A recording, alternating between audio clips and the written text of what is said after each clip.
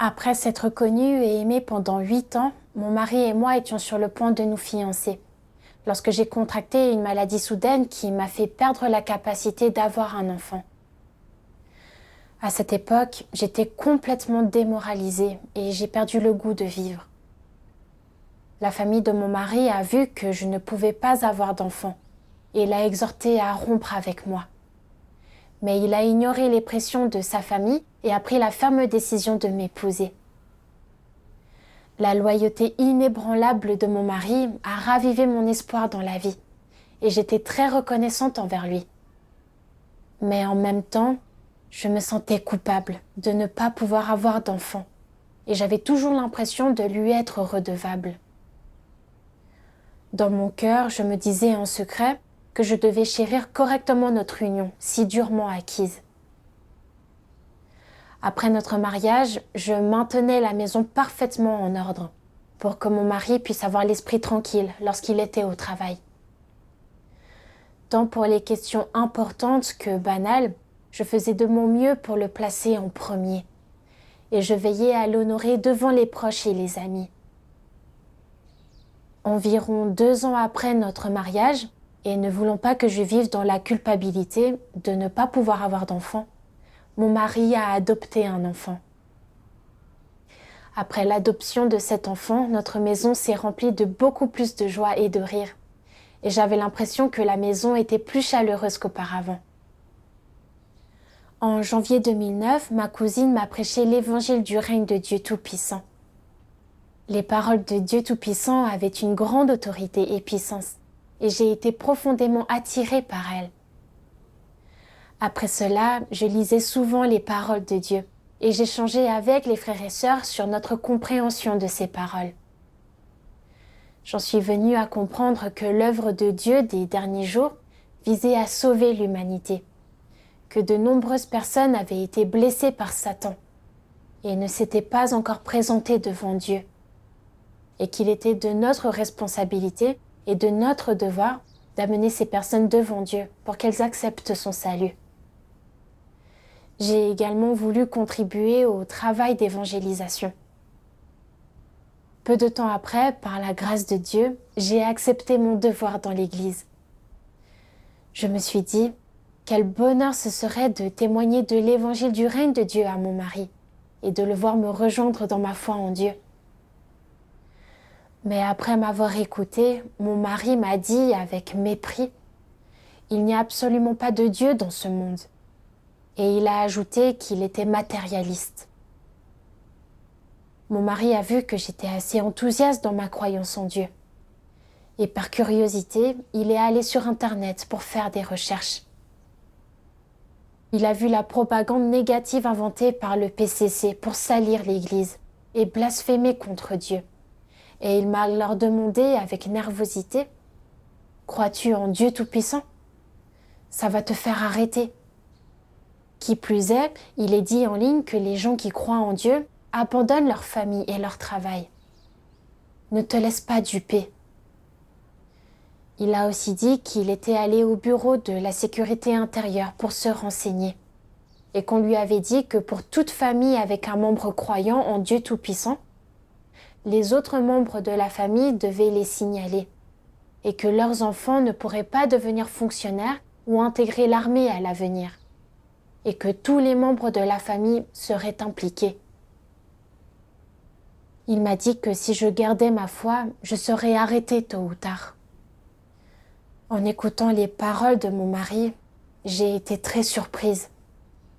Le PCC utilisait même les membres de la famille pour signaler les croyants en Dieu. C'était tellement malveillant. Rapidement, j'ai dit à mon mari, « Ne crois pas aux rumeurs que tu vois en ligne. Elles sont toutes inventées par le PCC. Je crois en Dieu, mais je n'ai pas abandonné ma famille et mon travail. » Il ne m'a absolument pas cru et est resté du côté du PCC. En raison de l'opposition de mon mari à ma foi, je n'avais d'autre choix que de continuer à croire en secret dans son dos. 1 an plus tard, mon mari a découvert que je croyais toujours en Dieu. Et il s'inquiétait que je sois arrêtée et que cela implique notre famille, ce qui affecterait sa réputation. Un jour, il s'est soudainement mis à genoux et m'a supplié d'arrêter de croire en Dieu. Voir mon mari à genoux me suppliant m'a vraiment surprise. Il agissait habituellement comme un macho, mais je ne m'attendais pas à ce qu'il se mette à genoux et me supplie ce jour-là. Je me suis souvenu combien il prenait habituellement soin de notre famille et me traitait très bien. Et j'ai pensé, si je ne l'écoute pas, va-t-il continuer à me traiter aussi bien qu'avant? Allons-nous nous disputer fréquemment à ce sujet? Est-ce que cela en arrivera au point où nous ne nous entendrons plus du tout? Mais si je l'écoute et que j'abandonne ma croyance en Dieu, je perdrai ma chance d'atteindre le salut. En réfléchissant à cela, je suis devenue un peu faible et j'ai pensé, peut-être que je sortirai moins à l'avenir. Je passerai les week-ends à la maison avec mon mari pour qu'il ne s'inquiète pas autant. Peut-être qu'il a simplement été temporairement induit en erreur par le PCC. Les vérités que je comprends maintenant sont superficielles. À l'avenir, si je prends le temps de lui parler, j'ai foi qu'il me comprendra. Plus tard, afin de me faire abandonner ma foi en Dieu, il a secrètement imprimé la propagande négative du PCC trouvée en ligne et l'a ramenée à la maison pour que je la lise. J'ai refusé, mais il m'a tiré vers lui et m'a forcé à la lire. Sans m'en rendre compte, je me suis détournée de lui, et à ma grande surprise, cela a rendu mon mari furieux. Il a saisi mon col et m'a poussée dans un coin, et dans une colère frénétique, il a violemment serré ses mains autour de ma gorge. Il y avait un regard féroce dans ses yeux. Il m'a dit d'un air mal intentionné, « Aujourd'hui, tu vas voir la vérité. Tu dois te réveiller. » Il me serrait la gorge si fort que j'avais du mal à respirer. Et après un long moment, il a finalement relâché son emprise. Voyant ce que mon mari avait fait, j'étais stupéfaite. Depuis que je connaissais mon mari, il n'avait jamais levé la main sur moi. Maintenant, il était devenu violent avec moi à cause de ma croyance en Dieu. Je me suis sentie terriblement lésée et les larmes coulaient sur mon visage. Je me suis dit, que vais-je faire à l'avenir si je continue à croire en Dieu et à faire mon devoir? Mon mari ne me traitera certainement plus aussi bien qu'il ne l'a fait dans le passé. Alors combien de temps notre famille pourra-t-elle durer? Mais si j'abandonne ma foi en Dieu, je perdrai ma chance d'être sauvée. Le fait que Dieu se soit fait chair pour exprimer des vérités et sauver l'humanité est une occasion extrêmement rare que je ne peux pas me permettre de manquer. J'étais très tiraillée et dans la douleur, je ne savais pas quoi faire. Je me suis présentée devant Dieu et je lui ai adressé une prière. Dieu, ma stature est trop petite. S'il te plaît, éclaire-moi et guide-moi pour que je puisse rester ferme au milieu de ces circonstances. Après cela, j'ai lu un passage des paroles de Dieu.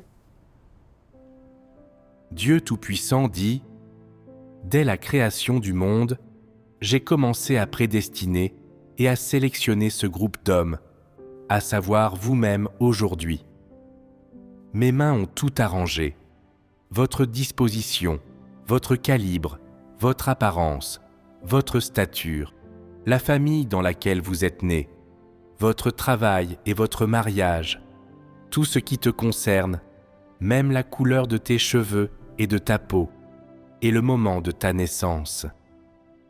Même les choses que tu fais et les personnes que tu rencontres tous les jours, cela est arrangé par mes mains, sans parler du fait que t'amener en ma présence aujourd'hui est en réalité mon arrangement. Ne te livre pas au désordre. Tu devrais procéder calmement. Les paroles de Dieu m'ont fait prendre conscience que le destin de l'homme est entre les mains de Dieu. Le travail, le mariage et la famille d'une personne ont tous été ordonnés par Dieu il y a longtemps. Que ma famille se sépare ou non dépendait entièrement de la souveraineté et des arrangements de Dieu. Et je n'avais aucun contrôle sur le fait que mon mari divorce ou non. Je devais me soumettre à la souveraineté et aux arrangements de Dieu, et bien faire mon devoir en tant qu'être créé. Après avoir compris l'intention de Dieu, mon cœur s'est un peu apaisé. Par la suite, j'ai lu davantage des paroles de Dieu. Tu dois posséder mon courage en toi, et tu dois avoir des principes quand il s'agit de faire face à des membres de la famille non-croyants. Pour moi, cependant, tu ne dois céder à aucune des forces obscures. Tu dois t'en remettre à ma sagesse pour emprunter la voie parfaite et ne permettre à aucune des conspirations de Satan de réussir. Fais tout ce que tu peux pour placer ton cœur devant moi, et je te réconforterai, et j'apporterai la paix et la joie dans ton cœur. En méditant sur les paroles de Dieu, j'ai pris conscience qu'à cause de mon affection, j'avais failli être victime du piège fourbe de Satan. Le PCC répandait des rumeurs infondées en ligne pour salir l'Église. Il induisait en erreur nos proches non-croyants et les utilisait pour faire de l'obstruction et nous persécuter, dans le but de nous éloigner de Dieu et de le trahir.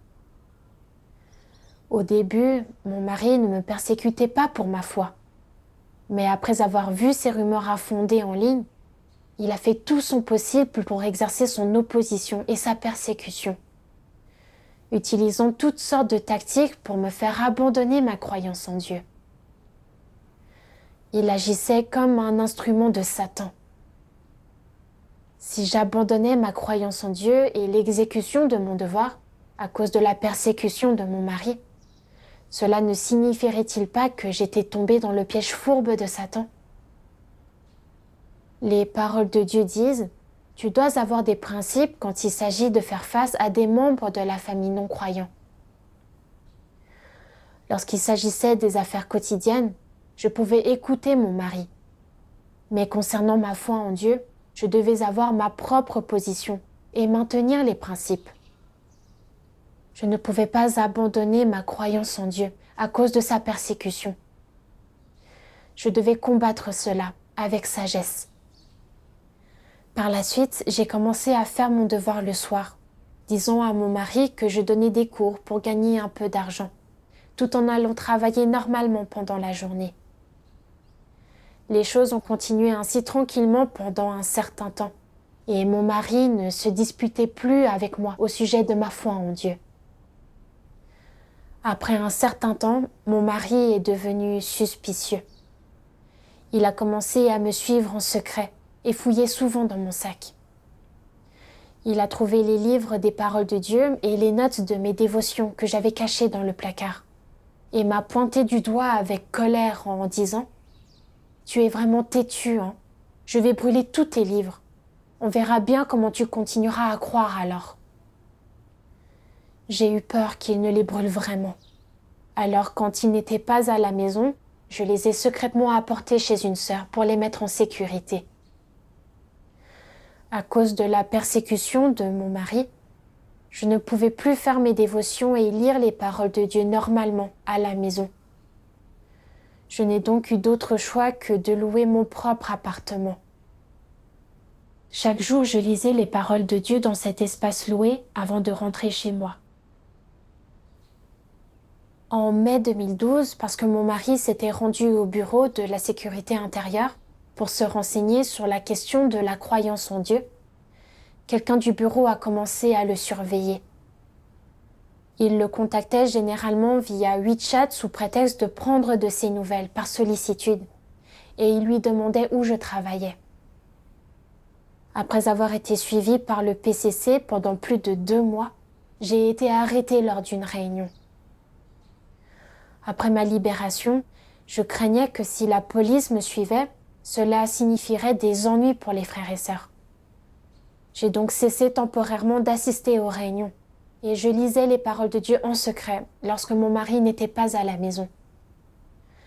Un jour, mon mari a découvert que je croyais toujours en Dieu et il m'a demandé d'un ton grave peux-tu arrêter de croire? Si tu continues à croire en Dieu et que tu te fais arrêter de nouveau, sais-tu ce que cela fera à ma réputation? As-tu tenu compte de mes sentiments ou de l'avenir de notre enfant? Ne vivons-nous pas plutôt bien tous les trois? Si tu es malheureuse, nous pourrions partir en voyage. Je pourrais aussi t'acheter une petite berline. Si tu veux quelque chose, je ferai en sorte que tu l'aies. Pourquoi insistes-tu pour suivre ce chemin de foi? Sur le moment, j'ai été quelque peu tentée et faible. Je pensais qu'être heureuse en famille me paraissait plutôt bien, et je voulais accepter la proposition de mon mari. Mais l'idée d'abandonner ma croyance en Dieu m'a aussitôt rendue extrêmement triste. J'ai donc rapidement prié Dieu. Dieu, je veux croire en toi et faire mon devoir, mais je ne veux pas que ma famille se sépare. S'il te plaît, donne-moi la foi et la détermination de supporter la souffrance, afin que je puisse surmonter cette tentation de Satan. Après cela, j'ai pensé aux paroles de Dieu. Si sur la route de l'amour pour Dieu, tu es en mesure de te tenir du côté de Dieu quand il se bat avec Satan, et si tu ne retournes pas vers Satan, alors tu auras atteint l'amour pour Dieu, et tu auras tenu ferme dans ton témoignage. Les paroles de Dieu m'ont donné la foi et la force. Face à ces circonstances, je devais me tenir du côté de Dieu et humilier Satan. Mon mari craignait que si je me faisais arrêter de nouveau, cela affecterait sa réputation et le rendrait honteux de s'afficher devant ses parents et amis. Il a donc essayé de me séduire avec des plaisirs matériels pour me faire trahir Dieu. Je n'avais aucun discernement et j'avais été tentée, allant même jusqu'à vouloir satisfaire mon mari et poursuivre un bonheur familial charnel. Ma stature était vraiment trop petite. J'ai repensé à comment, avant mon arrestation, pour me faire renoncer à ma foi en Dieu, mon mari avait utilisé toutes sortes de moyens pour me surveiller et me suivre, allant même jusqu'à vouloir brûler mes livres des paroles de Dieu. J'ai vu que mon mari n'était pas vraiment bon avec moi. Il ne me proposait ses avantages matériels que pour me faire abandonner ma foi. Je ne pouvais pas tomber dans le piège fourbe de Satan. Alors j'ai dit à mon mari, « L'homme a été créé par Dieu et l'adorer est parfaitement naturel et justifié. » Mon mari a répondu avec mépris, « L'idée que l'homme a été créé par Dieu vient de la Bible, qui a été écrite par l'homme lui-même. Et pourtant tu y crois encore. Tu es vraiment simple d'esprit. » À ces paroles, j'ai pris conscience que nos points de vue conflictuels sur la croyance en Dieu étaient irréconciliables. Nous suivions des chemins opposés et tôt ou tard, notre mariage devrait prendre fin. En y pensant, mon cœur s'est rempli de douleur et j'ai pensé « Nous avons traversé tant de choses depuis notre mariage. » Au début, la loyauté inébranlable de mon mari m'avait aidé à traverser le moment le plus difficile de ma vie. Si je perds ce mariage, comment suis-je censée continuer à vivre à l'avenir? Je me sentais encore redevable envers mon mari et mon enfant. Mais ensuite j'ai pensé, Dieu est la source de la vie de l'homme, et ne pas avoir Dieu équivaut à ne pas avoir de vie. Si j'écoute mon mari et ne crois pas en Dieu, si je ne mange et ne bois plus ses paroles, alors j'aurai abandonné le salut de Dieu et je continuerai de vivre sous l'emprise de Satan. Ne vivrai-je pas alors comme un cadavre ambulant? Je ne peux pas abandonner ma foi en Dieu. J'ai donc prié Dieu et je lui ai demandé de me guider sur le chemin devant moi. Après cela, j'ai lu un passage des paroles de Dieu. Dieu Tout-Puissant dit « Les influences néfastes et la pensée féodale profondément ancrée dans le cœur humain, depuis des milliers d'années par l'esprit national, ont lié et enchaîné les gens, les privant de toute liberté, de toute ambition ou persévérance, et de tout désir de progresser, les maintenant au contraire dans un état négatif et régressif, enracinés dans une mentalité d'esclave, etc. Ces facteurs objectifs ont imprimé une marque indélébile, souillée et laide, aux perspectives idéologiques, aux aspirations, à la morale et au tempérament de l'humanité. Les êtres humains, semblerait-il, vivent dans un monde ténébreux de terrorisme, et aucun d'entre eux ne songe à le transcender ou à passer à un monde idéal. Au contraire, ils passent leur journée avec un sentiment de satisfaction vis-à-vis de leur sort dans la vie. Porter et élever des enfants, fournir des efforts, transpirer, se livrer à leur labeur et rêver d'avoir une famille confortable et heureuse. Rêver d'une affection conjugale, d'avoir des enfants faisant preuve de piété filiale, de joie au crépuscule de leur vie et de vivre paisiblement leur vie.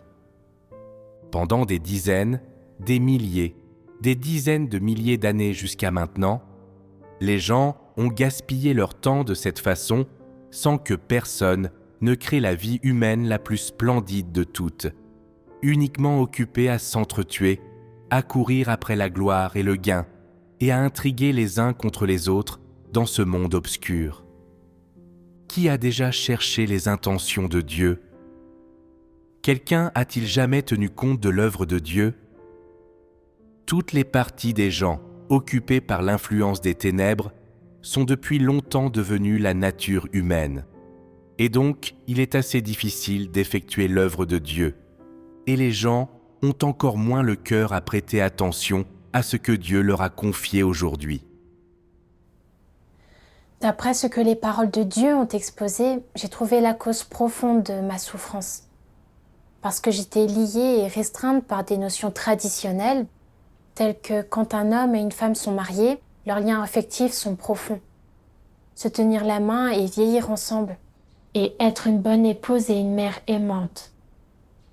Je croyais que le fait d'avoir l'amour conjugal, la piété filiale et de vivre ma vie paisiblement constituait le bonheur. Mais lorsque j'ai vu que mon mari refusait de croire en Dieu et que même il s'opposait à moi et me persécutait et qu'il se disputait toujours avec moi à ce sujet, j'ai eu peur que notre amour ne s'effondre et que nous perdions ce beau mariage qu'était le nôtre. J'ai donc voulu faire tout ce que je pouvais pour le préserver. Or, avant même de croire en Dieu, bien que mon mari ait été bon envers moi, et bien que notre famille ait été unie avec un mariage apparemment harmonieux, mon quotidien se résumait à des tâches ménagères insignifiantes, me laissant souvent un certain sentiment de vide intérieur. En réalité, ce n'était pas le vrai bonheur. Maintenant, même si je préservais notre famille et que ma chair était satisfaite, parce que mon mari ne croyait pas en Dieu et suivait le chemin d'une personne du monde, nous semblions unis en apparence, mais nous étions divisés dans nos cœurs. Nous n'avions pas de langage commun, encore moins un quelconque bonheur. En observant les familles que je connaissais, j'ai vu que beaucoup d'entre elles semblaient heureuses et épanouies en apparence, mais qu'elles ne pouvaient pas se libérer de leur vide intérieur. Par exemple, j'avais une collègue qui, bien qu'ayant une voiture, une maison, une jolie fille, une vie matérielle apparemment confortable et un beau mariage, n'était pas heureuse du tout. Elle était constamment préoccupée par le fait que son mari ait une liaison, alors qu'il répondait à des engagements loin de chez lui. Pour rester jeune, elle passait beaucoup de temps à prendre soin de sa santé et de sa beauté, et elle suivait même son mari partout. Elle se plaignait souvent auprès de moi à quel point sa vie était épuisante.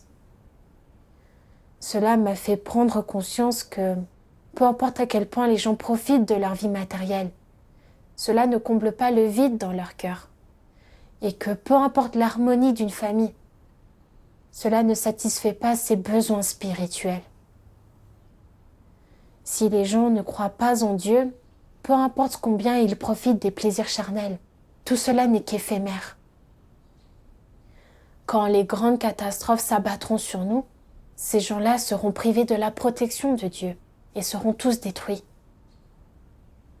Si je choisissais de suivre le chemin d'une non-croyante, d'abandonner ma foi en Dieu pour poursuivre l'amour conjugal et le bonheur familial, et pour satisfaire les plaisirs charnels momentanés, je finirais moi aussi par sombrer dans le désastre et être puni.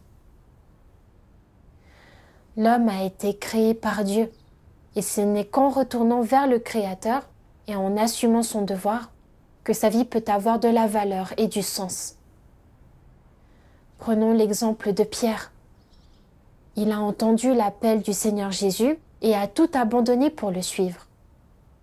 Au final, il a gagné une véritable compréhension de Dieu et a reçu le perfectionnement et les bénédictions de Dieu. Sa vie a été la plus précieuse et la plus significative de toutes. À l'avenir, je devais poursuivre la vérité convenablement et vivre une vie pleine de sens. Plus tard, en raison de suppression d'emplois dans mon entreprise, j'ai été affectée à un poste de commercial. Cela signifiait que je n'avais plus à passer mes journées au bureau et que je pouvais faire mon devoir dans la journée. J'ai pris conscience que c'était Dieu qui me montrait le chemin. En décembre 2012, j'ai de nouveau été arrêtée en prêchant l'Évangile et j'ai passé 15 jours en prison. À mon retour à la maison, mon mari m'a dit d'un ton abattu « Tu sais, maintenant tu as un casier judiciaire. » Cette fois, j'ai essayé d'user de mes relations et j'ai demandé au capitaine du bureau de la sécurité intérieure de ne pas enregistrer ton dossier. Mais il m'a dit « Les affaires concernant les croyants en Dieu Tout-Puissant sont graves. C'est un ordre des autorités centrales. Aucune intervention ne fera de différence. Leurs enfants ne pourront plus devenir fonctionnaires ni entrer dans l'armée à l'avenir. Maintenant, toute la famille est impliquée à cause de toi.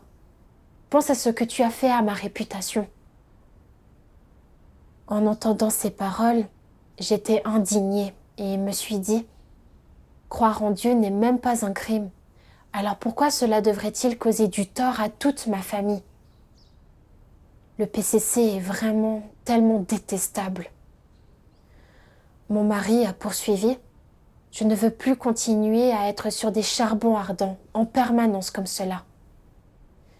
Maintenant, tu dois choisir entre deux chemins. Soit tu abandonnes ta foi en Dieu et nous poursuivons notre vie ensemble, soit nous divorçons et nous suivons chacun notre route sans nous mêler des affaires de l'autre. Je te laisse quelques jours pour y réfléchir, c'est toi qui décides. » Lorsque j'ai entendu mon mari parler de divorce, j'ai eu l'impression que mon cœur allait se briser. Je me suis dit, notre enfant est encore si jeune. Que deviendra-t-il après notre divorce ?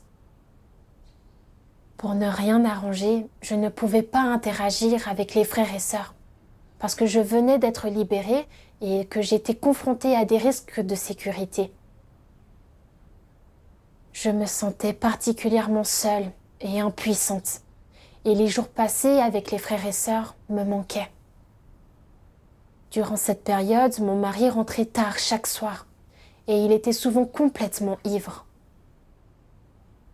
Bien que nous vivions encore sous le même toit, nous étions devenus des étrangers l'un pour l'autre, et la chaleur qui régnait dans notre maison avait disparu depuis longtemps.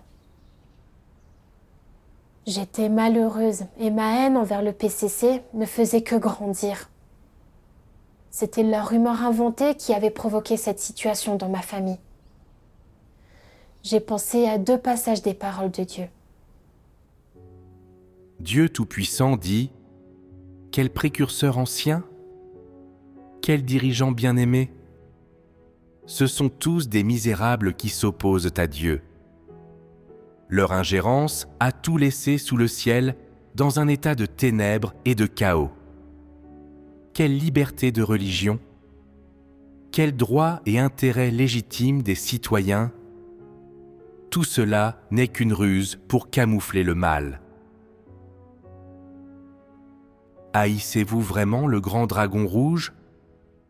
Le haïssez-vous vraiment, sincèrement ? Pourquoi vous l'ai-je demandé tellement de fois ? Pourquoi est-ce que je vous pose cette question encore et encore ? Quelle image y a-t-il du grand dragon rouge dans votre cœur ? A-t-elle vraiment été enlevée ? Ne le considérez-vous pas vraiment comme votre Père ? Tous les gens devraient percevoir mon intention dans mes questions. Elle n'est pas de provoquer la colère du peuple, ni d'inciter à la rébellion parmi les hommes, ni que l'homme trouve sa propre voie, mais de permettre à tous les gens de se libérer de l'esclavage du grand dragon rouge. À la lumière des paroles de Dieu, j'ai clairement vu que le PCC est un démon qui hait Dieu et lui résiste. Il brandit la bannière de la liberté religieuse, tout en arrêtant et en persécutant les croyants en Dieu partout.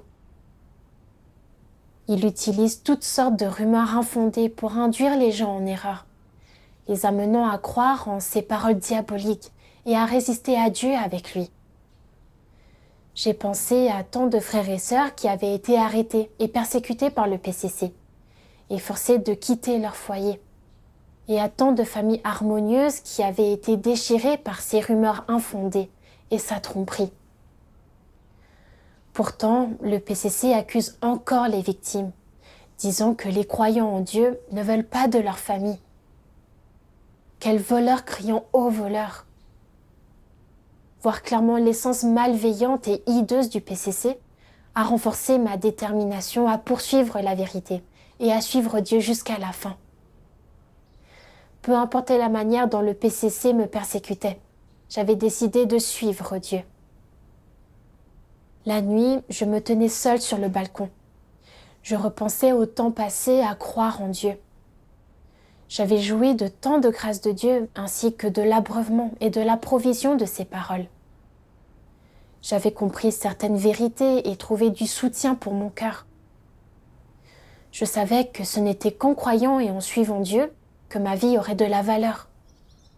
Mais quand je pensais à la manière dont mon mariage, si difficilement acquis, risquait de se briser, mon cœur était pris d'hésitation. Alors j'ai prié Dieu. Dieu, je veux te suivre, mais je ne peux pas abandonner ma famille. S'il te plaît, donne-moi la foi et la force pour me libérer de ces contraintes charnelles. Ensuite, j'ai pensé aux paroles de Dieu. La vie de l'humanité a été donnée par Dieu. Tout ce qu'elle possède a été donné par Dieu, et c'est Dieu qu'elle devrait remercier. J'avais toujours considéré mon mari comme mon bienfaiteur, croyant que c'était lui qui m'avait donné le courage de continuer à vivre, et m'avait offert un beau mariage, au point que même lorsqu'il me persécutait et me résistait, après que j'ai commencé à croire en Dieu, je ne le détestais pas. Quand je ne faisais pas mes devoirs, j'essayais même de trouver du temps pour lui cuisiner de bons plats, voulant ainsi rembourser ma dette envers lui. Les paroles de Dieu m'ont fait comprendre que tout ce que je possédais m'avait été donné par Dieu, et que ce mariage venait également de la souveraineté et de la préordination de Dieu. Celui que je devais remercier était Dieu. En pensant à cela, je me suis sentie beaucoup plus apaisée, et le poids qui avait pesé sur mon cœur pendant des années était finalement parti. J'ai remercié Dieu du fond du cœur. Après cela, j'ai lu un autre passage des paroles de Dieu, et j'ai gagné un certain discernement concernant l'essence de mon mari. Dieu Tout-Puissant dit « Toute personne qui ne reconnaît pas Dieu est un ennemi ». Autrement dit, toute personne dans ce courant ou en dehors de celui-ci qui ne reconnaît pas l'incarnation de Dieu est un antéchrist. Qui sont les satans, qui sont les démons et qui sont les ennemis de Dieu, sinon les résistants qui ne croient pas en Dieu? Ne sont-ce pas ces gens qui se rebellent contre Dieu? Ne sont-ce pas ces gens qui prétendent avoir la foi, mais n'ont pas de vérité? ne sont-ce pas ceux qui cherchent simplement à obtenir des bénédictions sans pouvoir porter témoignage de Dieu? Tu te mêles toujours à ces démons aujourd'hui et tu les traites avec conscience et amour. Mais cela ne revient-il pas à faire preuve de bonté envers Satan? N'es-tu pas de mèche avec les démons? Si les gens sont parvenus jusque-là et ne sont toujours pas en mesure de faire la distinction entre le bien et le mal, et continuent aveuglément d'aimer et d'être miséricordieux sans aucun désir de chercher le cœur de Dieu, ou sans être d'aucune manière capable de prendre le cœur de Dieu comme étant le leur, alors leur issue sera d'autant plus misérable.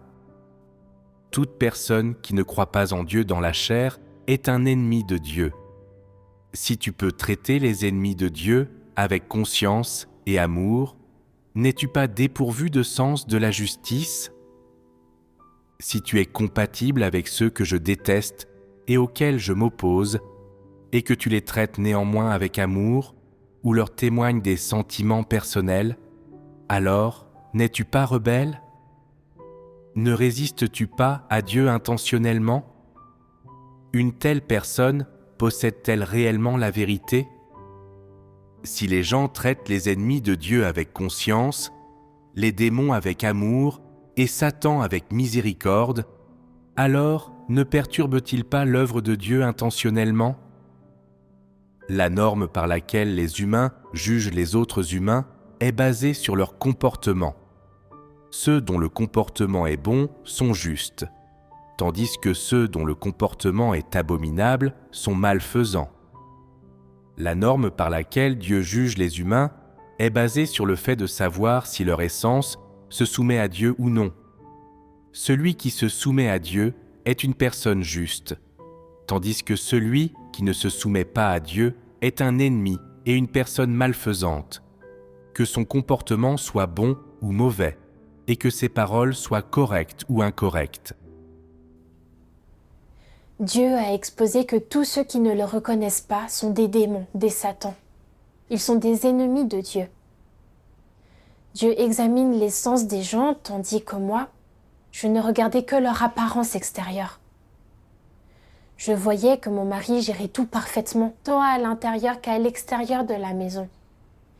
Qu'il était aimable envers sa famille et ses amis, qu'il donnait un coup de main à ceux qui avaient besoin de son aide, et qu'il ne m'avait jamais tourné le dos, même après que je sois devenue incapable d'avoir des enfants. Et je pensais donc qu'il était une personne rare et bonne dans ce monde. Cependant, dès qu'il avait découvert que je croyais en Dieu, son côté féroce était apparu. C'était comme s'il était devenu une autre personne. Pour me faire abandonner ma foi, il a adopté toutes sortes de moyens pour m'intimider et me séduire, allant jusqu'à me menacer de divorce pour me contraindre. J'ai vu que l'essence de mon mari était celle d'un démon qui haïssait la vérité et Dieu. J'ai également pris conscience que dans le passé, mon mari n'avait été bon avec moi que parce que j'étais disposée à me dépenser pour notre famille, sans jamais me plaindre, et parce que j'écoutais tout ce qu'il disait, ce qui flattait son orgueil macho. Après avoir trouvé Dieu, j'ai compris certaines vérités et j'ai développé mes propres idées. Et lorsque je refusais de l'écouter et d'abandonner ma foi, il a commencé à me persécuter et à s'opposer à moi. Lorsque mon arrestation a eu des répercussions sur sa réputation et ses intérêts, il a menacé de divorcer. En réalité, il ne s'était jamais montré véritablement bon envers moi, ce qui m'a fait comprendre que le véritable amour n'existe pas entre les gens, et que tout se résume à des intérêts et à des transactions. J'ai pensé aux paroles de Dieu. Les croyants et les non-croyants sont intrinsèquement incompatibles. Ils sont opposés les uns aux autres. J'ai pris conscience que sur ce chemin de foi en Dieu, j'étais destinée à me séparer de mon mari. Même si nous avions essayé de rester ensemble, nous n'aurions pas été heureux. Et cela aurait affecté ma foi en Dieu, ainsi que l'accomplissement de mon devoir. Je ne pouvais pas faire de compromis quand il s'agissait de ma croyance en Dieu. Par la suite, mon mari m'a demandé si j'avais pris ma décision. Et j'ai répondu, je choisis de croire en Dieu. En entendant cela, mon mari a secoué la tête et a dit avec désespoir, j'ai vraiment épuisé toutes mes options. Je ne fais tout simplement pas le poids face à ton Dieu. Je te souhaite tout le meilleur. Au fond de moi, j'ai remercié Dieu en silence. Après cela, nous avons rapidement réglé les formalités du divorce. Aussitôt que je suis sortie du bureau de l'état civil, j'ai poussé un profond soupir de soulagement. Dès ce jour, j'ai enfin pu croire en Dieu librement. Cette expérience m'a permis de voir ma véritable stature et m'a fait prendre conscience que seules les paroles de Dieu peuvent changer et sauver les gens. Je remercie Dieu de m'avoir éloignée de ma famille, me libérant de ses enchevêtrements pour que je puisse me dépenser pour lui à temps plein, poursuivre la vérité et faire mon devoir en tant qu'être créé.